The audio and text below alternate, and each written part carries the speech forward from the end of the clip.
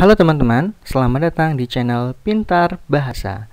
Nah, pada kesempatan kali ini kita akan belajar tentang rumus mudah English Modal Verb. Jadi nanti kita jamin kalian akan mudah memahami tentang penggunaan modal verb dalam bahasa Inggris. Kita lihat, ini adalah rumus English Modal Verb. Nah, jadi rumusnya adalah subject, kemudian ditambah diikuti dengan modal verb, baru nanti diikuti dengan verb dasarnya. Di subjeknya apa saja, modalnya tergantung kalimat yang ingin kita gunakan, apakah menunjukkan kemampuan, keinginan, kemungkinan, dan lain sebagainya. Kemudian nanti ingat ya, setiap setelah modal verb harus diikuti verb dasar. Nah, jadi modal verb ini adalah kata kerja bantu yang berfungsi untuk mengekspresikan kemauan, kemampuan, kebutuhan, kemungkinan, dan fungsi lainnya. Ini catatan ya, seperti yang saya sudah bilang di awal tadi, bahwa verb dasar, ingat di sini, verb dasar pada rumus modal verb tidak boleh menggunakan akhiran s, akhiran es, akhiran ed, akhiran ing, dan perubahan kata kerja lainnya. Jadi harus verb 1 atau verb dasarnya aja, nggak boleh pakai embel-embel yang lain gitu. Nah, lebih jelasnya kita bahas di contoh berikut. Nah, kita akan membahas tentang penggunaannya di 3 kalimat ini, kalimat positif, negatif, dan kalimat tanya. Nah, untuk bentuk kalimat positif ya, sama seperti yang di atas, subjek, modal, verb 1. Ingat ya, sekali lagi saya tekankan, setelah modal wajib verb 1. Apapun subjeknya, apapun konteks waktunya. Contoh, kita lihat di sini ada 2 kalimat ya. She will go to New York tomorrow, sama she will goes to New York tomorrow. Mana menurut teman-teman kalimat yang salah? Ya, kalimat yang salah adalah yang bawah. Kenapa kalimat salah yang kalimat yang di bawah ya salah? Karena dia menggunakan goes ya. She will goes. Will adalah modalnya.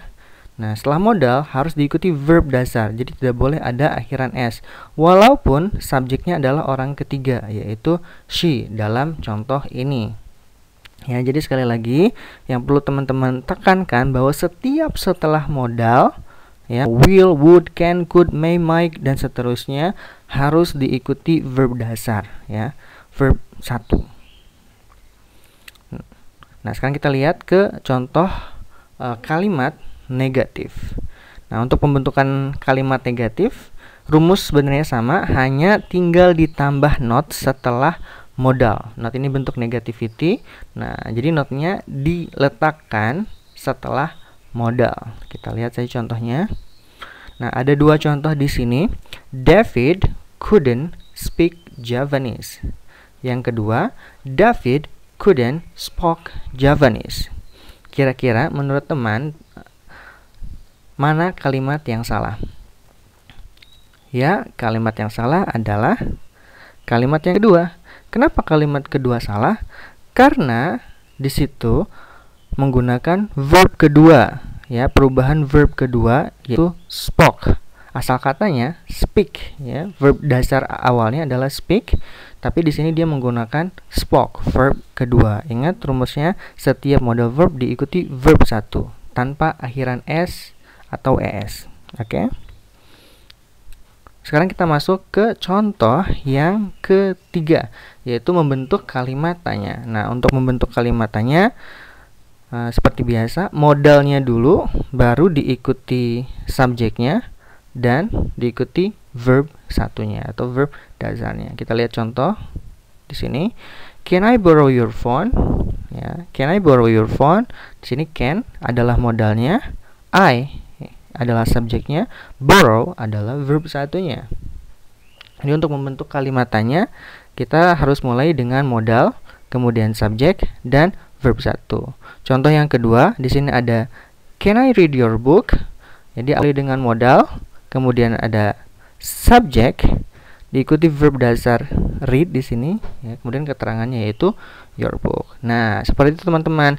Mudah kan mempelajari English modal verb? Jadi penekannya adalah bahwa setiap modal selalu diikuti verb dasar. Nah, cukup sekian pembahasan tentang English modal verb. Di pertemuan selanjutnya kita akan membahas fungsi-fungsi modal verb lainnya seperti perbedaan should, must, dan have to, kemudian perbedaan would dan will, perbedaan can dan could. Oke, jangan lupa support terus channel Pintar Bahasa dengan cara subscribe ya, dan see you in the next video. Thank you for watching.